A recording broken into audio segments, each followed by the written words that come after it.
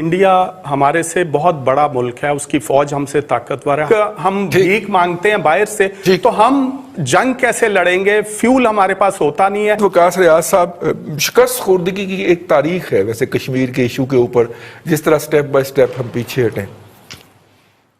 जी, कश्मीर का जो इशू है ये सन 47 से चला आ रहा है और इसमें कोई एक चीज़ नहीं, इसमें बेशुमार और चीज़ें भी इसके साथ शामिल हैं।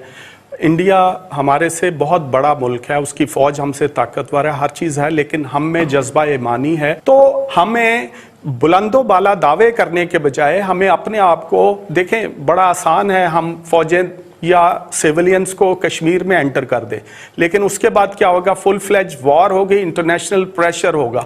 हमें अपने आप को पहले मजबूत करना, हम आपस में तो एक दूसरे के साथ हम जो है वो पॉलिटिकल डिफरेंसेस हैं, दूसरे हैं इकोनॉमिक, हम भीख मांगते हैं बाहर से, तो हम जंग कैसे लड़ेंगे? फ्यूल हमारे पास होता नहीं है, कार्टेल्स यहाँ पे हैं, माफियाज यहाँ पे हैं। पहले हम अपने आप से लड़ लें, उसके बाद फिर हम जो है अपने से कई गुना बड़े मुल्क के साथ लड़ेंगे। भट्टी साहब, फॉरेन ऑफिस की तरफ से या किसी और तरफ से हमारे वजीर खारजा बड़ी थूके फेंकते हैं मुंह से जब खिताब करते हैं, किसी की तरफ से कोई बयान नहीं आया जी, दफ्तर खारजा की तरफ से भी नहीं आया। लेकिन मामला अब स्टेटमेंट से आगे का है। देखें कितनी बड़ी एक तजाद है, और आप कह लें कि कहने में और करने में।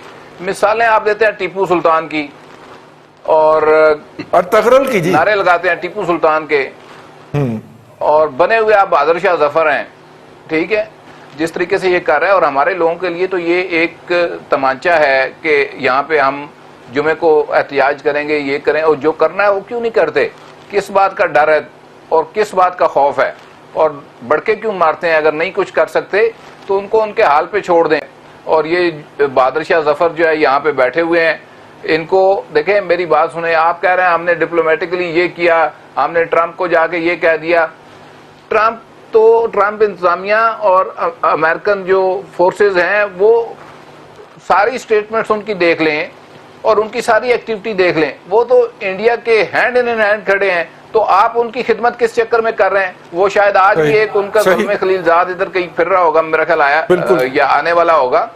तो देखिए, आपको डिसाइड करना है, ये डिफाइनिंग मोमेंट आपके लिए है कि आप किसके खिदमतगार हैं, किसकी आप खिदमत कर रहे हैं, वो आपके साथ क्या कर रहा है। और फिर ये जो देखें, मैं तो आज भी कहता हूं कि इमरान खान आज डिसाइड कर ले जी, ठीक कि ये जो लोग हमारी तरफ देख रहे हैं, इनकी मदद के लिए इन्होंने तो कश्मीरियों को नहीं जाने दिया, उनको ही जाने देते। 1.5-2 लाख बंदा वहां घुसना चाहता था, जाने देते। कितने मर जो वहां पे हो रहा है लोगों के साथ, या 10-12 हजार हमारे शहीद हो जाते, मैक्सिमम क्या होना था। इससे यकीन करें, और वैसे भी तो कोरोना से मार ही रहे हैं ना भट्टी साहब। और पाकिस्तान के नाम के ऊपर ये लोग, पाकिस्तान के नाम के ऊपर शहीद हो रहे हैं और कलमा पढ़ते हुए शहीद हो रहे हैं। इसका कफारा, इस गुनाह का हमें देना होगा, और ये किस कदर हम देंगे ये वक्त बताएगा। और ये शायद फिर यहाँ पे नहीं होंगे जो इस वक्त है।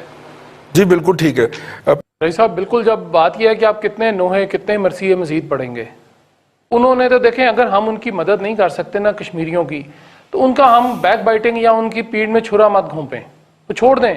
हम सिर्फ दावा ही कर रहे हैं आज तक। अब कश्मीर का मामला जो है वो इस हुकूमत पे अगर होता तो उन्होंने तो अपोजिशन पे डाल देना था, कि ये भी उन्होंने किया हुआ है।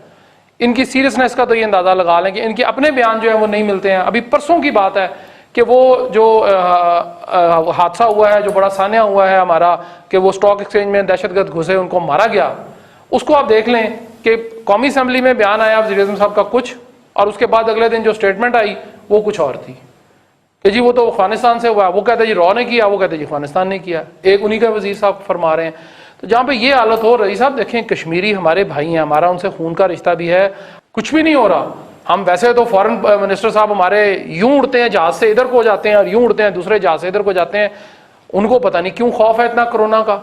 अगर जिसने मरना है रईस साहब, उसने मर जाना है, ठीक, उनको जाना चाहिए। कम अज कम कुछ नहीं तो 48 मुल्क हैं हमारे इस्लामी, उनको ही मोबिलाइज कर लें खुदारा, बाकी किसी को ना करें। बाकी तो सारे काफिर लोग हैं। चले मान लिया मैंने कि जी वो खाते हैं, वो गोश्त दूसरा खाते हैं, वो हमारी तरह नहीं है, तो 48 लोगों को तो कर लें, ठीक है। आपके साथ तो कोई मेरे ख्याल 7 ममालिक भी नहीं खड़े होंगे अगर आप ये बात आज कर लें।